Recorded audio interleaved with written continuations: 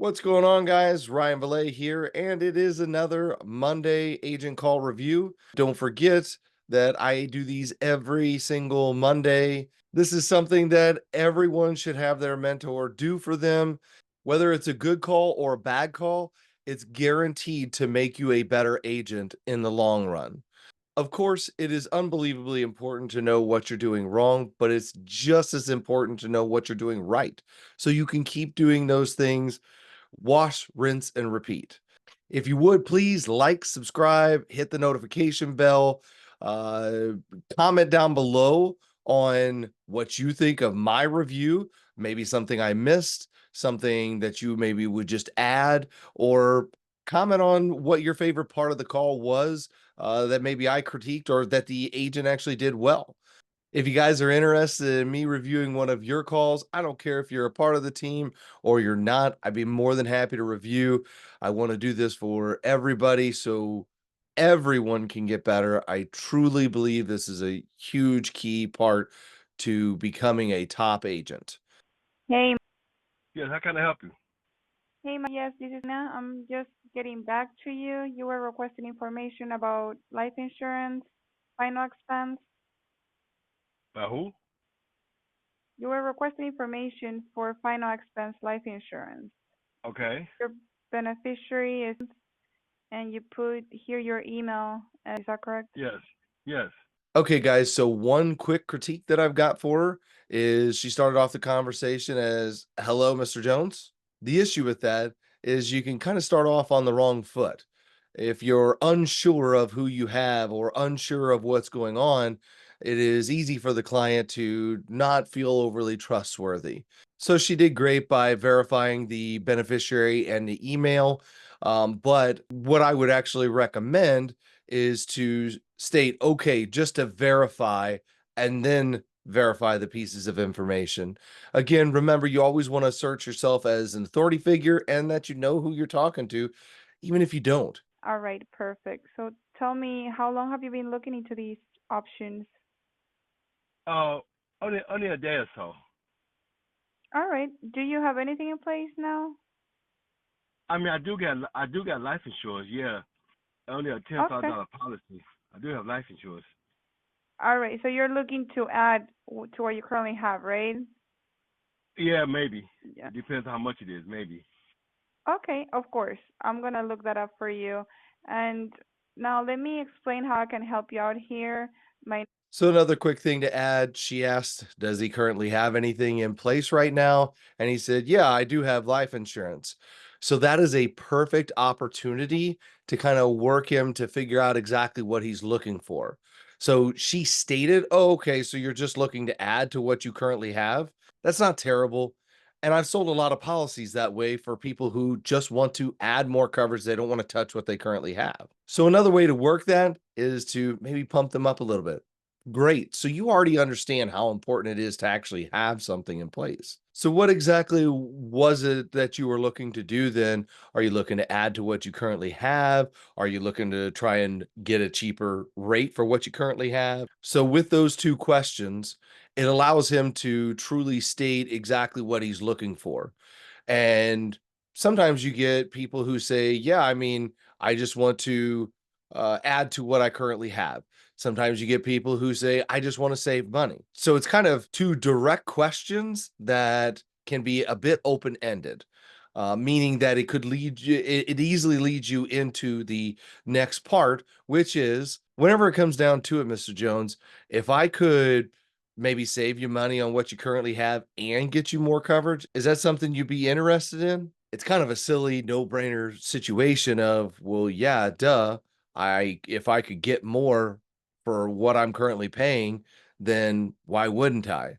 Obviously, you want to learn what exactly his wants and needs are, but that's how you start to build the trust. And again, you build yourself as an authority figure and also like you know what you're doing. I'm a broker from the state, so there is about 39 companies in the state. And what I do is I just shop them all so I could get you qualified for the best rate. Make sense? Yeah. All right, got it. So are you looking for a traditional burial or cremation? Uh, cremation. Cremation. Cremation? Okay. And do you actually know what's the difference between a term policy and a whole life? We aren't even at the 2-minute mark, and we're already about to ask, do you know what the difference between term and whole life is? Obviously, we want to ask if the client knows the difference, but we definitely want to dig far more into this. He's clearly got a need for it. I'm not saying that the need we should drum up would be him crying to you on the phone about this, that, or the other. But you really need to figure out, well, why do you want to add coverage? So he says that he wants cremation. We all know that cremation, if he's got 10,000 now, he wants to add another 5 or 10,000. Cremation doesn't cost 15,000, at least not likely. And if it does, you want to find out why he thinks that is, or maybe what he's going to have done. So again, it's great that she is getting through, and he's having the conversation with her. You know, he's not shutting her down. This client seems a bit unsure of what he's looking for. He said he's only been looking for a day. You want to really kind of dig at that and find out, well, okay, so what exactly happened? Now, again, you don't have to ask, well, did somebody die? Did you get in a wreck?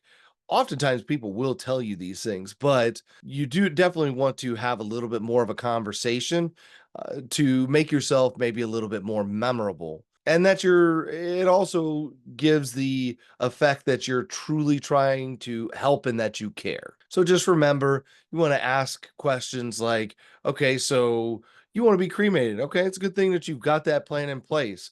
So whenever it comes down to the current coverage you have and maybe potentially adding to what you currently have, what exactly are you wanting to leave, like, say, some I love you money? Is that what you're thinking? And get him kind of talking about that stuff. Term, it terminates, so that means that if you have it for 10 years and then you outlive it, you have nothing, so you have to start looking again. And with whole life, it goes your whole life. And Okay. with whole life, the price is guaranteed to never increase. And of course, everything is based due to age and health. All right? Okay. Okay. And also, I know you mentioned it all depends on how much it is. So when it comes to budget, what is actually affordable for you? Are you looking for something around $100 a month? Is that too much? So guide me through it. I mean, I'll look for something less. I mean, if I can find something less than 100, maybe around. Cause the insurance I pay now, like the life Hmm. insurance, life insurance I pay now is only $50 a month. Well, 49 something a month. So.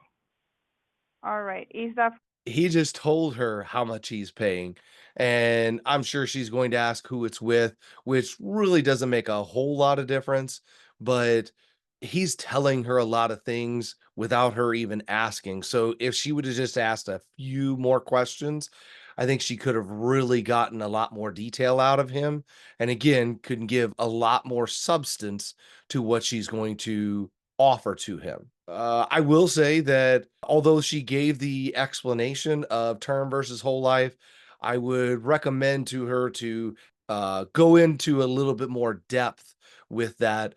Term is short for terminates, like she said. But what I like to say is, so if you have term for, say, 10 years and you outlive that term, it's over. You don't have anything left over. So that gives people the thought that, oh, wow, term is going to end in 10 years. Now, I'm not saying completely misguide or mislead people. Most people that we're going to be talking to in multiple ways won't even qualify for term. So they won't qualify, oftentimes not the best option for them because they're going to outlive it. It's just kind of a way to guide them to make sure that whole life is the ultimate goal. And then whenever she explains whole life, again, good job in explaining it just a little shorter than what I would prefer. So again, whole life just means that it's going to go your whole life. You don't ever have to worry about outliving it. And also, anything that you and I talk about is never going to change due to age or health. Now, by that statement, you're not telling them that they can get anything specific, but you are confirming that this isn't going to change. This isn't some sort of renewable term like some of the companies that we mention in this. And it's a really good way get those companies that we mentioned in our script in their mind So that way they're like, oh, wow, that's right. I don't know that that is something that I want. So you definitely want to make sure to say those things. Although it's nice to hurry up and get right to the quote and get right to the sale, you want to make yourself memorable and again, assert yourself as an authority figure. For it's 49 a month, and you said that's for a 10,000 in coverage, correct? Yes. All right. Do you know what company is that by any chance? All right, got it. How long ago did you got the policy? About 3 months ago. All right. Do they have, did you tell you about the waiting period that they have? I didn't know there was a waiting period. He told me that once I pay my first payment, there's no waiting period. Okay. You did it with a broker or with the actual directly with them? I did it with an agent that did. Okay. All right, got it. All right. This would be another kind of missed opportunity. So again, she's getting information, what's the company name? Do you know, does it have a 2-year wait? Very key pieces of detail. But one way to build trust with the client is, oh, wow, yeah, I know who that is. I actually work with them. They're a great company. So what we're going to do is see if what we have makes sense. If it doesn't, I want you to know that's perfectly okay. I am not going to put you in a worse position than what you currently are today.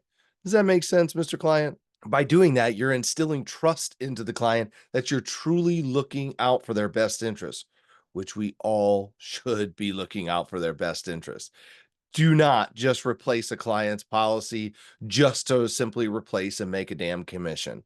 There's nothing more that aggravates me than someone who goes out there and replaces some client's policy that they've had for 5 years just because, oh, well, that company is junk. This company is great.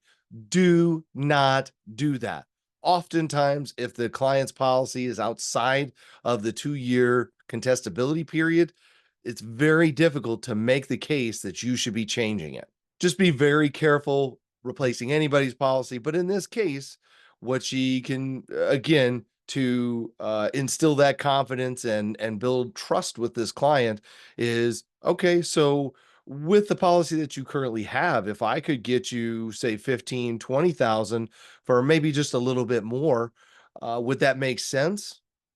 Yeah, absolutely. Okay, perfect. So just to kind of explain a little bit how that works, it's kind of like going to Costco versus Walmart. Okay, so at Costco, you can buy in bulk and you get a great rate. Walmart, you buy one item, and if you try to buy 10, it's going to cost you more than what it would if you bought in bulk at Costco. Life insurance typically is the same. You can actually get more at a better rate than what you can get two policies separate. So with that analogy, it kind of clicks. Most everybody at least knows Costco and Walmart. Or another thing that you can say to add to that is when it comes to your beneficiary, do you think they want to go to two different companies or would they rather to just get it all at one? That again, then puts that trigger in their mind of, well, then one policy is definitely going to be a better option and I'll save money. She's doing great so far with the tonality and conversation with the client. But these are things to really enhance your selling ability to capitalize on larger deals. All right. Now, what is your date of birth? Yes. Yes. Okay, got it. So you're still young. You're 62 years old. Yes. I still got half, well, 30 more years, maybe more. I hope. If you want to live up to 100, then you get more. I hope. Yeah. I hope the same. How is your health? Do you take any medications? Do you I mean, smoke? One thing I want to point out right there is she's laughing with the client. I personally believe that is a very good thing to do with the client, kind of joke around. She did a great job kind of joking with him, talking about potentially living to 100 and everything, and then laughing. That kind of loosens the clients up. And so, very good job there. I don't smoke. I don't drink. Only thing I got is high blood pressure. That's about it. But All right. but every, All right. but every black, really every black male have high blood pressure. So it don't make a difference. But but Not only I that, don't. you're not the only one. A lot of people, you don't know how many people I talk to every day, and a lot of them had high blood pressure. It's very I mean, rare someone that doesn't have. I mean, I don't have. I mean, I don't drink or smoke or nothing like that. So Okay, that's good. That's good. So you don't. yes. All right, perfect. So let me look here. Let me give you should. Just a little expert tip here. So whenever it comes down to someone who says that they're completely healthy, or that they don't drink, don't smoke, they go through the whole gambit and everything's clear. All they have is high blood pressure. Rather than going through any additional questions or anything like that, make it really short and sweet. Also add, are there any other medications, inhalers, anything minor that you've been prescribed over the last couple of years that maybe it would help us make sure that we get the right company for you? So by stating that, you're kind of generalizing everything. You're not busting through all the questions. And if I had to guess, she's going to kind of skip through a lot of it, which is the right thing to do in this case. Get straight to the quote, um, so that way you can get right into writing the application. You can always ask the in-depth health questions as you go through the application. Get to the quote right away, so that way you find out if he's interested and you can really work out the deal. You shouldn't be paying more. You actually, for the policy that you currently have, you're paying a lot. Let me tell you that now, Okay. because I have some lower rates here. So for a 10,000, you can pay $38 a month. Whenever it comes down to what they're currently paying, the best way is to always state, okay, wow, yeah, I actually see that it looks like I could save you some money on your current policy. So this is another perfect opportunity that if you missed earlier on in the conversation for whatever reason, you can bring up the fact that, oh, wow, okay, so I can actually save you a little bit of money on your current policy. So if I was able to save you money on your current policy and get you some more coverage, roughly what would your budget be? So take the money that you're currently spending away, and in total, what would you be willing to spend? And then that's whenever you say, see, if he says, well, 75. Okay, so whenever it comes down to it, I've actually got 10,000 for only $39. The amazing thing is 18,000 is X number, right? Or you give him the 3 quotes like normal. Always want to make sure in a situation where a client has existing coverage and you could potentially get them a better deal, position it in a way that, hey, look, I can get you a better deal, but don't degrade the current deal that they have. It's all about your tonality and how you say it rather than, wow, what you have sucks. Don't say that. Not that she did, by the way. Is it Oh, a I'm good sorry. policy? 1 second, 1 second. No, this is a 10,000. Hang on 1 second. No. Oh, 48. So if you're paying around, you said the same thing. So for a 10,000 will be a $48 a month. So it's just about the same I'm paying now. Mhm. If you want to add let's say you want to add a 7,000, so you have a total of like 17. That will be a $35 a month. So when will I have to stop paying it? Start. So you start. Let's say this is all an automatic draft setup. All right. So you can start the policy the 28th of this month. You can start it the 1st of the next month or the 3rd of next month. So I put the date that you wanted to start, and that's going to be the effective date. And this is no waiting period, of course. All we're talking here is whole life policy, no waiting period. Okay. And that'd be $35, right? $35 for a 7,000, because you say you want to pay, of course, less than 100, but if you already have the $49 one, let me see here. If you have the 49, if you get another $49 one, like a 20,000 total, then you Mhm. will be paying around $98 total for 2 policies. Uh, No, I don't want to do that. Okay, I don't want. so you wanna stay like, let's say you have a 49, then we add this 7,000 for 35. That will be a total of $84 a month. Well, that's more reasonable. So that will be 84 for those two policies. You will have a 17,000. Okay. Another reason why I would recommend bringing it up, combining the two policies together into one with one company is now if it were me, the question that would go through my mind, why don't I just call the agent that I talked to 3 months ago that I got my policy with now and see if I can add extra coverage with the same company? So you're just leaving yourself wide open for a chargeback.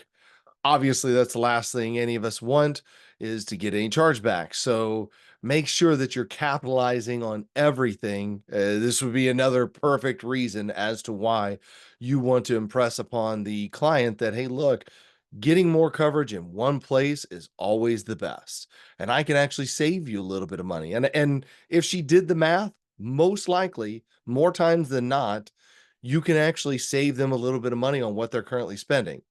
They could go to their current company and get more coverage, but they called you and you're not doing anything wrong by getting them a little bit better policy. And on top of it, he's only had this policy for a few months.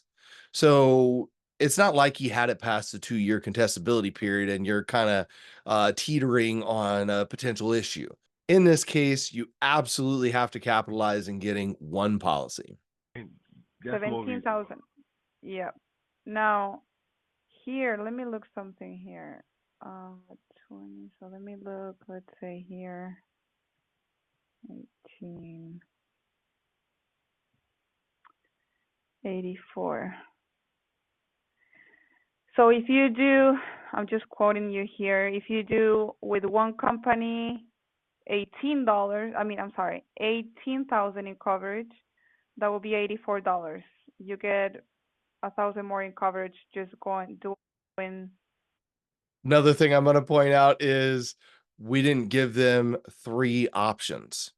So notice how she's, well, if we go with this, or if we go with that, or if we look at this, by giving multiple options over and hitting this and hitting that, it starts to confuse the client. Now, I'm not saying that's where this is going to end up.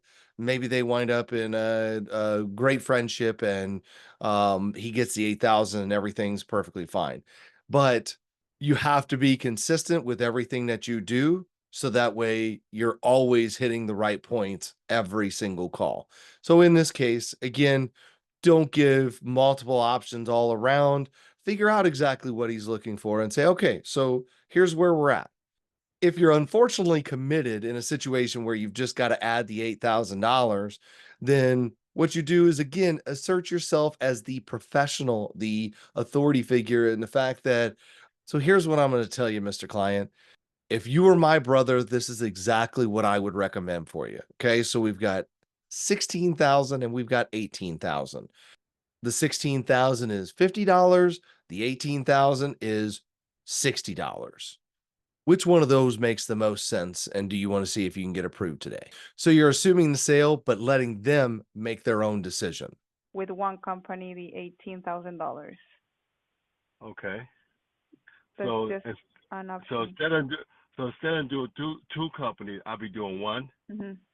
Yeah, you can do one and just pay the $84 and you Well, get 18,000 instead of 17,000. So what company will I be dealing with there? Actually, okay, I have a better offer here. This is the lowest company, but since you don't take any medications, just the high blood pressure, we can actually get you approved with this company. It will be $81. But I still, $81. Mm-hmm. but I still got. I would like to keep them because they pretty good. Okay. All right. So if you want to keep that, then we'll do. Let me see if this company offers the 7,000. 1 second. So again, another perfect reason as to why you want to get out front of objections. Not that he was truly objecting, but it kind of was in the sense that, oh, well, no, I really like them. I want to keep them, right? If she would have asked the questions ahead of time, then she could have gotten ahead of him and, hey, look, everybody I work with is A rated. Everybody I work with has been around for 100 years, whatever it may be. It gives you that opportunity to say, hey, look, great company, but a life insurance is life insurance, and all the companies I work with are extremely reputable. So whether you go with one or the other really doesn't make a difference. The goal is to save you the most money and make sure that you're getting the best coverage, right? And these people would be fools to not agree to that. Unfortunately, now she's reacting instead of being proactive. Again, not the end of the world. She tried. She made the old college try, but in the end, he's not going to go with the one policy. Here. So yeah, a 7,000 we can do. This is $33 actually. Let me give you a 10. 1 second, because this is I found this company that is the lowest in US. Okay, $46. $46 for a 10,000. If we do 46, you will be paying total. Is it $48 that you say you're paying with them, or 49? 49. Okay. Plus 46. Oh, that would be $95. That's too much for you, right? No, I mean I can stick with the seventh. I can stick with the 7,000. That's no big deal. Okay. All right. So let's do the 7,000. Let me see if I can get you approved, which I don't think you will not get approved with this because you're pretty healthy. So that's $35. Okay. So when do I? Let me see. So when do I gotta set it up? Another little Fexpert tip is never make it seem like it's going to be too easy. By making it too easy, makes it feel like, well, maybe I could look for even another company. And then on top of it, you want to give him the reason to find out if he can get approved today. If you're just like, yeah, you could probably get approved. Well, now he's probably got the impression that, well, I mean, what's the rush? If I can get approved, I'll just call back tomorrow. So the response there is, whenever it comes down to it, I make no guarantees. Based on everything you've told me, there should be no reason why you wouldn't qualify, but I don't make that decision.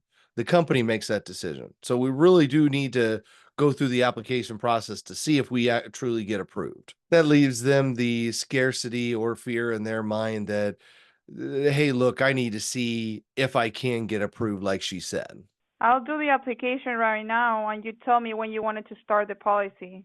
When do you want the policy to start? The June 1st? Yeah. June 3rd?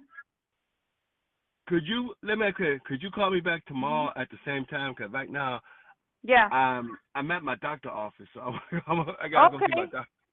Yeah, sure. Do take care of that. I'll call you back tomorrow. And we could take care you of said it. around 4:30? Yeah. 4? Yeah. And we could take care of that tomorrow. I promise you. And they can start and they can start doing it next month sometime. It don't make a difference. All right. Do you get your are you on Social Security or not? No. Okay. So do you feel comfortable doing June 1st? Yeah, or June 3rd? June 3rd would be okay. Okay. All right. So we said that we set it up tomorrow, and then I'll give you a call back. Now, please save my number because I'm gonna be calling you from this number, right? And I'm also gonna send you my business card so you can see my personal phone number, my license, and my email. All right. Okay. All right. My name all right. Thank you. All right. Okay. Have a wonderful day. You do the same. Bye-bye. Thank you. Bye. All right. And that is the end of the call. So whenever it comes down to it, she did a great job setting a time, telling the client to save her in his phone.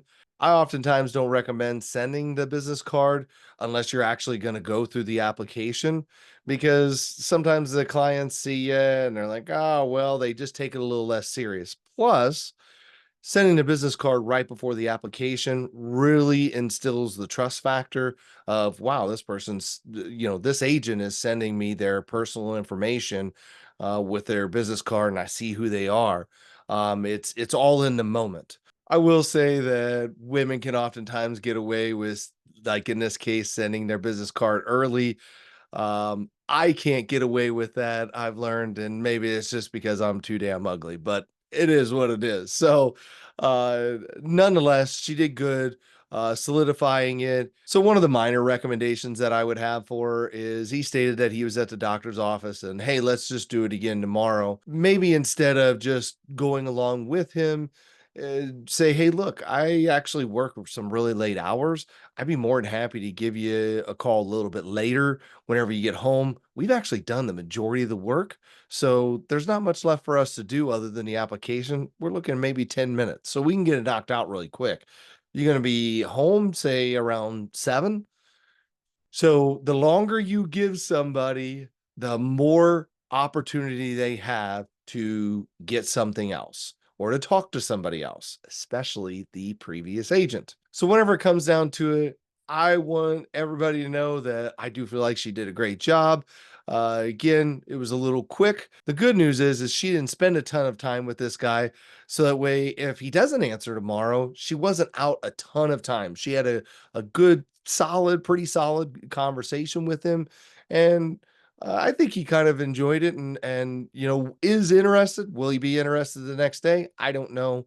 I'll have to ask her to see where that wound up. All things considered, she is a great agent. She's been doing really well. We are very super proud of her. So keep up the good work. As I said in the beginning, do me a favor, like, subscribe, hit the notification bell. If you guys are interested in maybe me listening to one of your calls, I'd be more than happy to. Drop a comment down below that you got something for me, or send us an email at rycohaveitall@gmail.com. I'll post it up here. And with that said, review calls are done for you, not to you. They are a good thing, folks. See you in the next one.